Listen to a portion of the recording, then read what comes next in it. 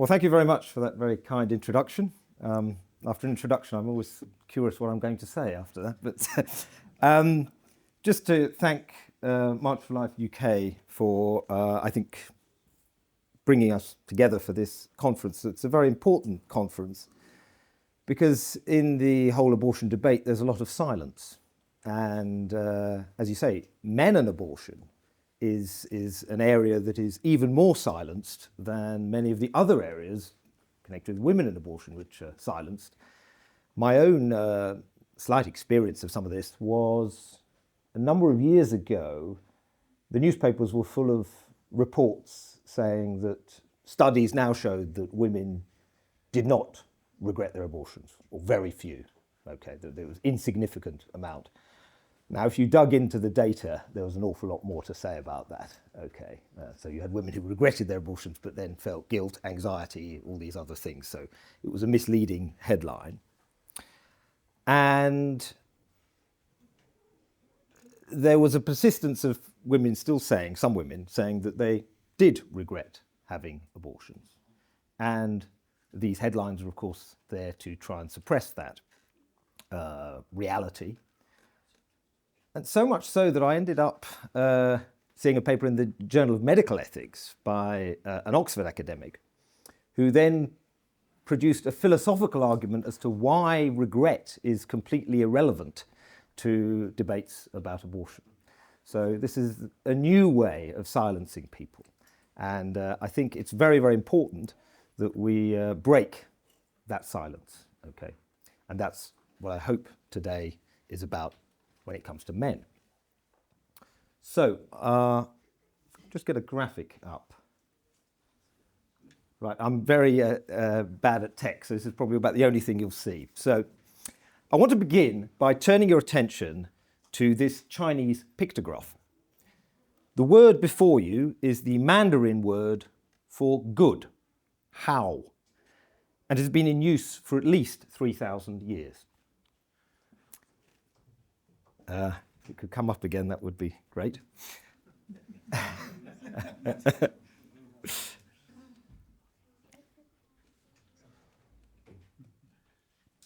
Oh, there we go. Brilliant. Thank you. Good. The two radicals which make up this fundamental term good are on the left, a woman, and on the right, a child. Well, one of the benefits of a language with a pictographic element is that it has an inbuilt emphasis on concrete reality, which provides a defense against the way in which, when it comes to certain topics, the concrete is dissolved into abstract words, covering over stubborn realities which demand a moral response. So in Chinese culture, well before the Christian nativity, the fundamental term good was associated with a woman and a child.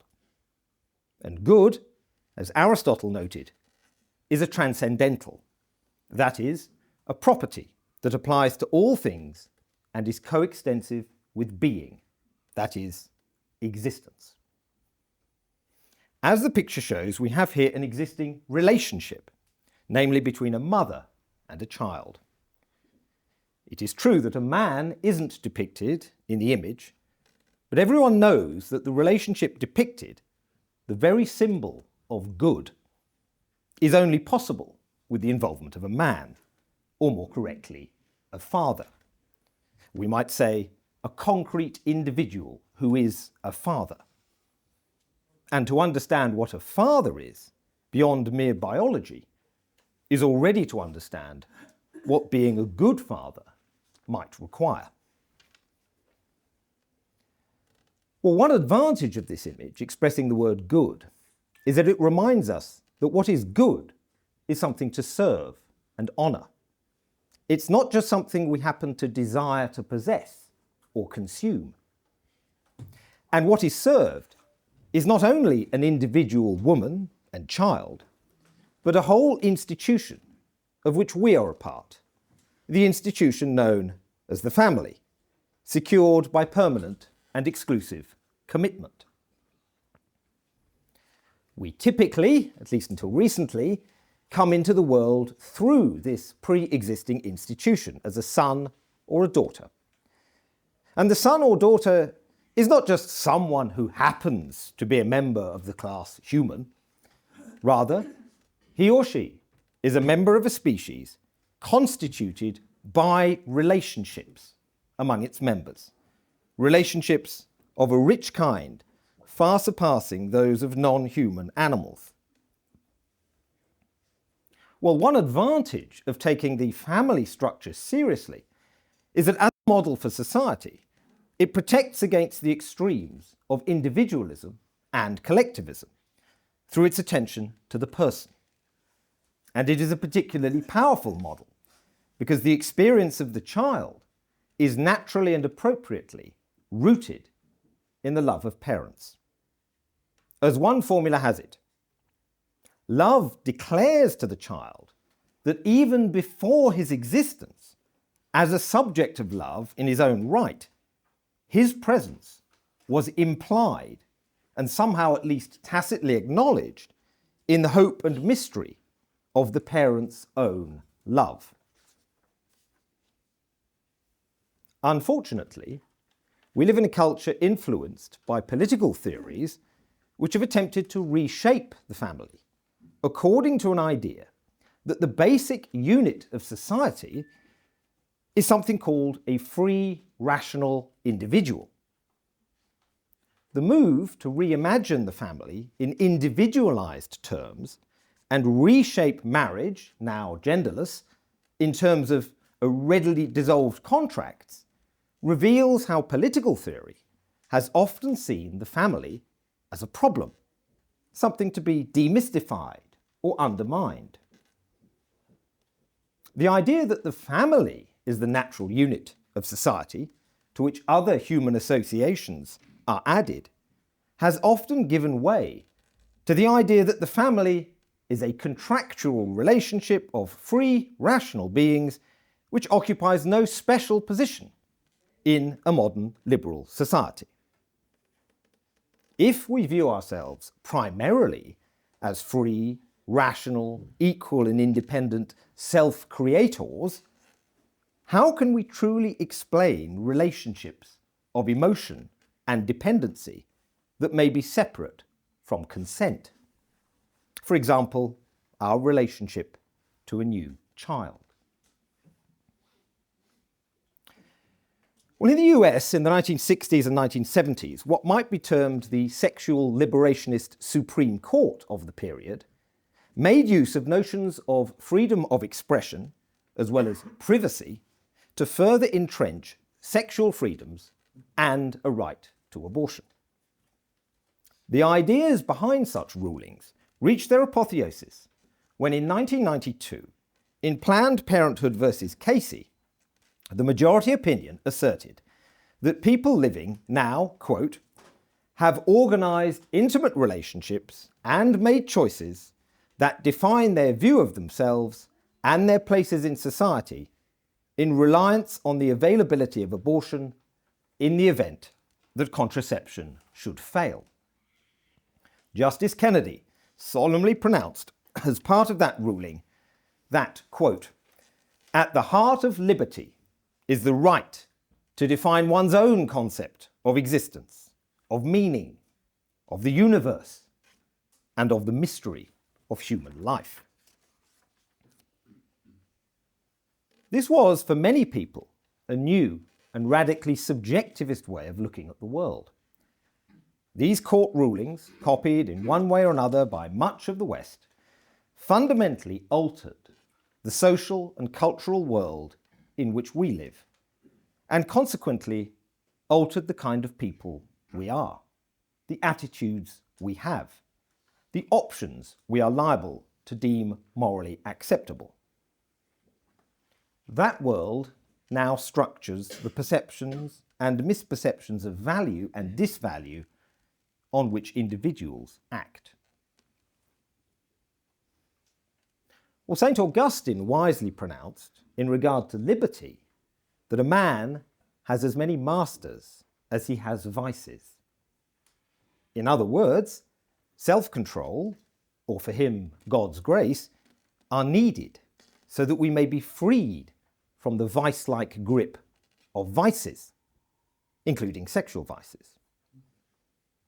The new dispensation turns such a thought on its head by condemning emotions such as shame or guilt in the sexual realm as themselves enemies of self-realization and freedom.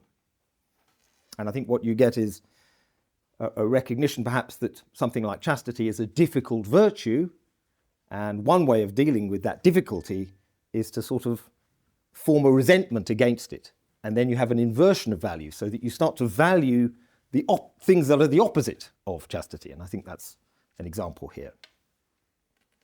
As regards the child who might result, the Casey judgment tells us that we are entitled to make sexual and other plans secure in the knowledge that such a child will not be allowed to be born.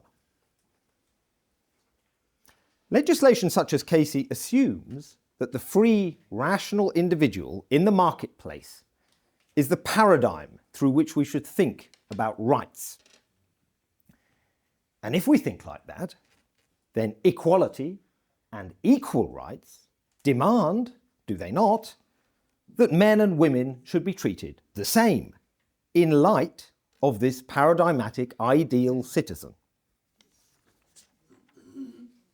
Well, a standard argument for abortion is to say that lack of autonomy rights denies women their dignity and that women's pregnant state disables them from participating equally with men in civic life, in the marketplace. Laws restricting abortion of themselves effectively force pregnant women to be mothers, thereby disadvantaging them.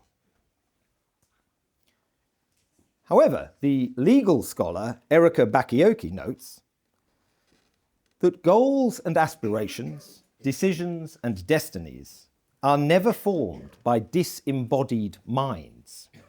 Rather, embodied individuals, actual men and women, are the relevant goal-making and decision-making agents. There is no question that embodiment denotes reproductive differences between men and women, differences that constrain our individual capacities for autonomy at different stages of our lives.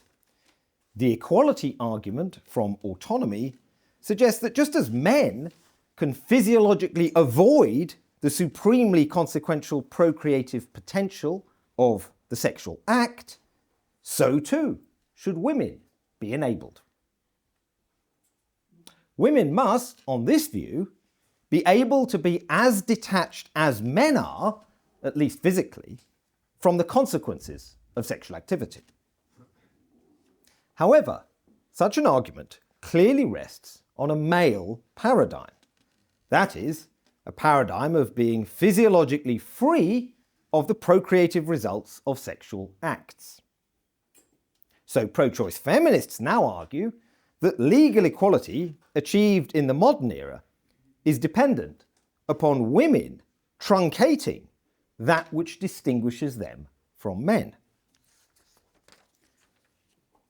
As Bakioki says, historically, woman was regarded as legally incorporated into man. Now she is equal only insofar as she imitates man.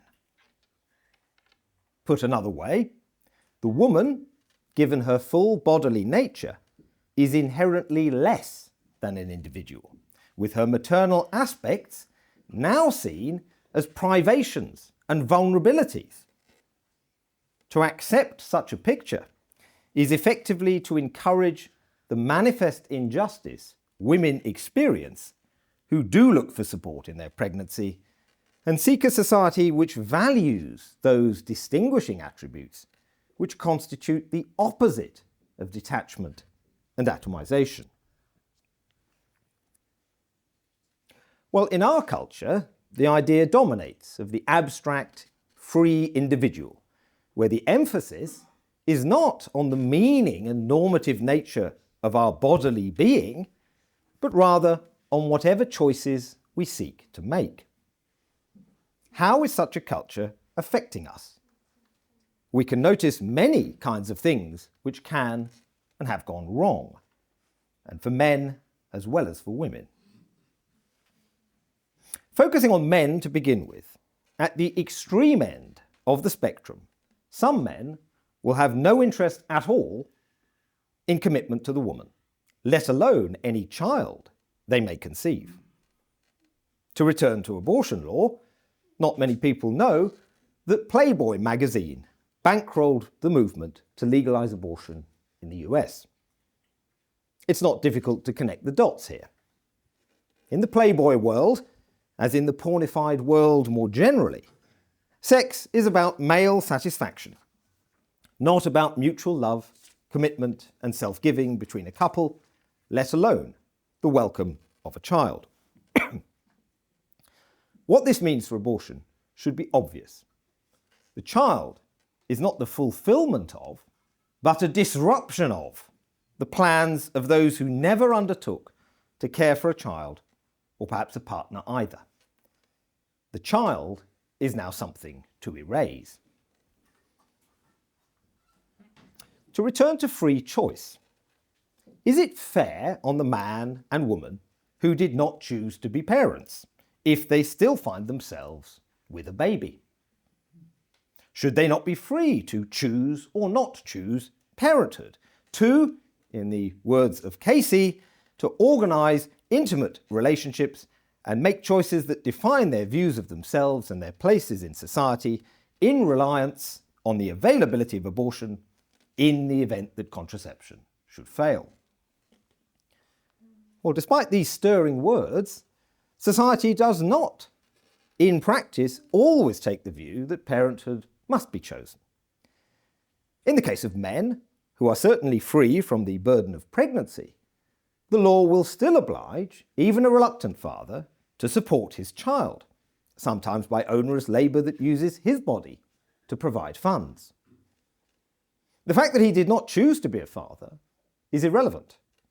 He is a father and is rightly expected to act like one, at least once the child is born. It is thus in the perceived interests of self-centred men for their child not to be born, and abortion is how that can be achieved. But what if the woman, whose unborn child he has fathered, does not want an abortion?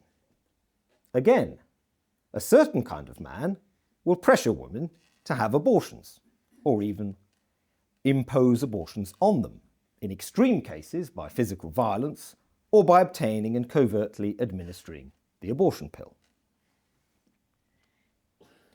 Well, it's very important to note that according to recent and ongoing research, the unwanted abortion studies, only a third of abortions are in fact consistent with the woman's preferences and values.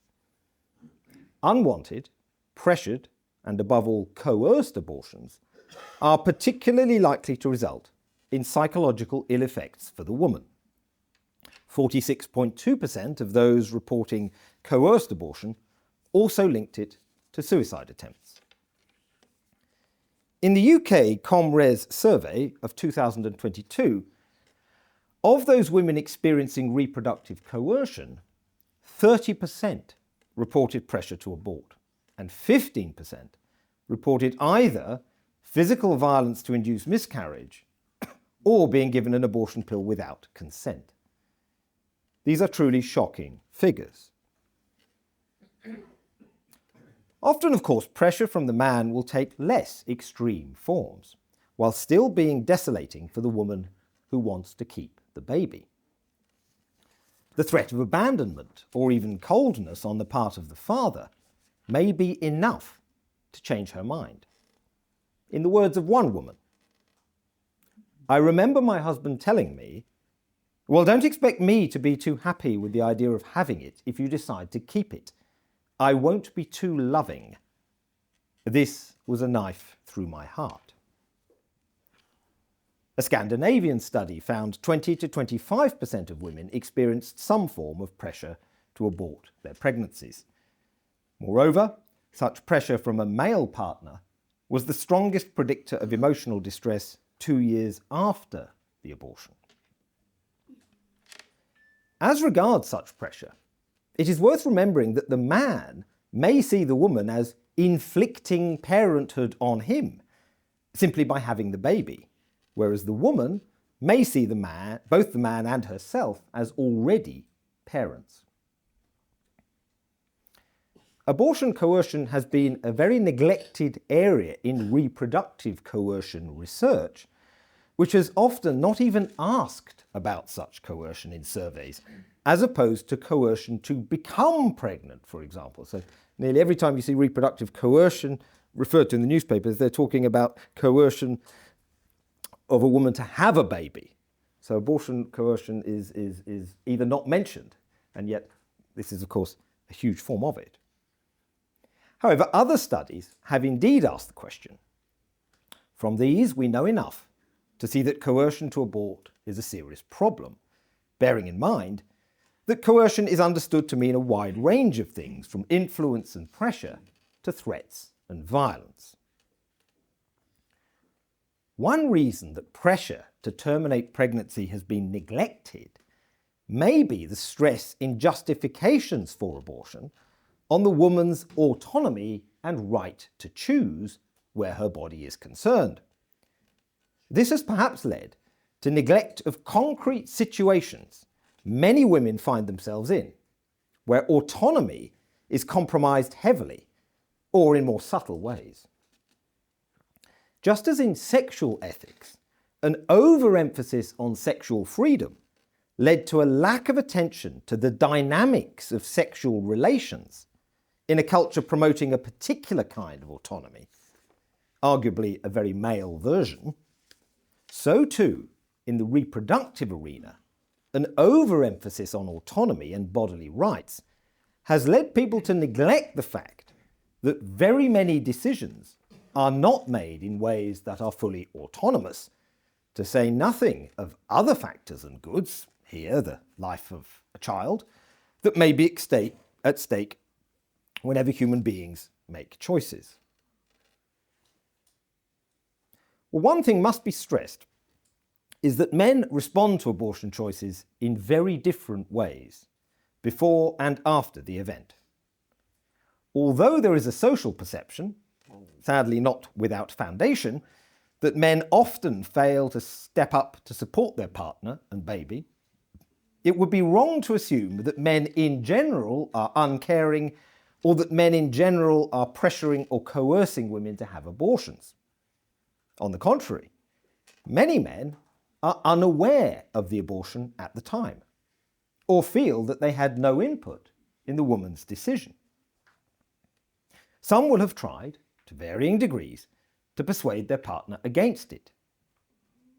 In a national web-based survey of 135 men who have experienced an abortion, 48% of men stated that they opposed their partner's abortion, while 69% reported moderate to very high stress following the abortion.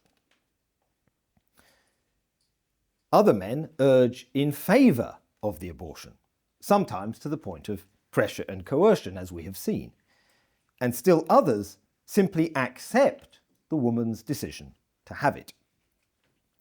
Abortion is, after all, the woman's choice, they have been told. Importantly, many of the latter are simply trying to protect their partner, if not their unborn child. They may labour under a strong societal message that they must not make their own feelings known, or not too strongly, as this is the woman's decision to make. They are trying sincerely to protect the woman they love, but due to the society in which they live and their uncritical acceptance of it, such protection only takes a certain pro-choice form. The protective impulse that should include helping their partner protect their child and being simultaneously an advocate of both is wrenched out of kilter, while the man, as well as the woman, may suffer deeply from what is decided. Catherine Coyle and Vincent Roux, in a paper on men's experiences, recount: Despite perceptions that men are largely unsympathetic toward their partners or that they pressure them to terminate their pregnancies, several investigators have observed that men perceive their primary role to be one of support for their partners. The desire to support their partners is consistent with other research findings and may represent a type of coping mechanism, as the men's own painful emotions were put aside or repressed while they comforted their partners. One report of a study looking at post-abortive men found that while a few men described their abortion experience as one where they had a voice and part in the decision, many more identified their role as 1, having a voice but not a part of the decision, 2, having no voice or part in the decision but knew about the pregnancy, or 3, having no voice or part in the decision and didn't know about the pregnancy or abortion until later. Where the man was aware at the time, his wish to follow and support the woman can have disastrous results for both parties, as the woman fails to receive a strong message of support should she decide to have the baby, and may draw a misleading conclusion from her partner's silence, ambiguity, or offer of support for an abortion. As one report comments, in some cases, the societal narrative and expected male deference to his partner and the woman's role in deciding can lead to assumptions and a lack of communication that may result in an outcome neither wanted. One man recounts, "My ex and I had an abortion last year. When she found out she was pregnant, she got upset, and I panicked and looked for abortion clinics. We didn't talk about what we each wanted. I messed up bad. I wanted our child. I think she did too." The research of Vincent Roux reflects on this kind of miscommunication and its ill effects as follows. One of the sad realities of abortion is how caring men who try not to hurt the women they love in fact hurt them by saying nothing when abortion is first mentioned in the crisis decision-making process. These men may be swept aside after the abortion by a fierce, often denied undercurrent of resentment stemming from their partner's feelings of abandonment. Wanting to please, these men are rejected because they were judged deficient in true love for their partners. Well, what effects can abortion have on men more generally? One commentator recounts, regardless of legal status, abortion remains an intentionally caused human death experience. As such, clinical and research evidence suggests that it is capable of causing significant symptoms of grief, guilt, shame, and trauma. Abortion leaves indelible footprints in the texture of masculinity, in the recesses of a man's heart, and in his reproductive history. A father is a father forever, even of a dead unborn child. In the aftermath of abortion, the real choice for men is whether to accept this biological reality, grieve the loss and seek forgiveness, or to continue denying what is inwardly known and swell the ranks of the hollowed men. Irrespective of the law, both man and woman co-created the pregnancy, and both will live with the aftermath, regardless of how some may try to celebrate choice. Well, despite many points in common, there can be differences in men's and women's grief and other emotions post-abortion. Roux offers the following summary. 1. Men tend to exert greater control over the expression of painful emotions, intellectualize grief, and cope alone. 2. Men are also inclined to identify their primary role as a supporter for their partners, even after an abortion, and even if they opposed the decision. 3. Men were more likely to experience feelings of despair long after the abortion than women. And 4, men are more at risk for experiencing chronic grief. Abortion can have extremely negative effects on the couple's relationship, reducing disclosures between them, encouraging avoidance behaviour, and increasing defensive and hostile communication. Silence and/or hostility can be the way in which feelings are expressed, particularly for the man, since men have more difficulty acknowledging and expressing their feelings in this area. A recurrent theme in discussions of post-abortive men is that of disenfranchised grief.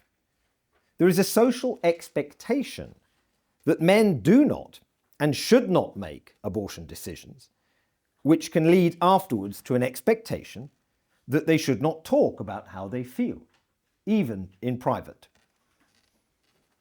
Of course, post-abortive women too often feel that their grief is not socially recognised as legitimate. Many delay for a long time before they disclose what they are feeling. With regard to guilt experienced by the man, in the words of Coyle and Roux, the men in our study also grappled with guilt about culpability for the abortion, and this took a toll on their self-image. Consequently, they judged themselves as having failed as men. This raises a number of challenging questions, such as the following. Are unrealistic or contradictory cultural expectations contributing to men's negative assessments of themselves?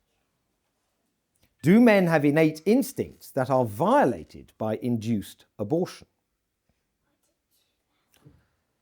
Some of the contradictions and tensions suggested here have been underlined by one post-abortive father, who points out that society expects a withholding of parental commitment by the father, perhaps lasting for some time while the woman makes her decision, then followed by complete commitment to the child, as mentioned earlier, or complete acceptance of the abortion decision with no emotional aftermath.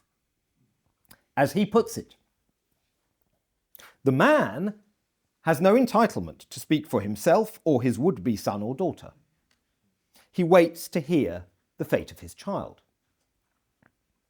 In that period of uncertainty, what is to be his disposition? He may be about to become a father, or he may not. Indeed, in his own mind, he may already be a father. But this is something he will be well advised to keep to himself.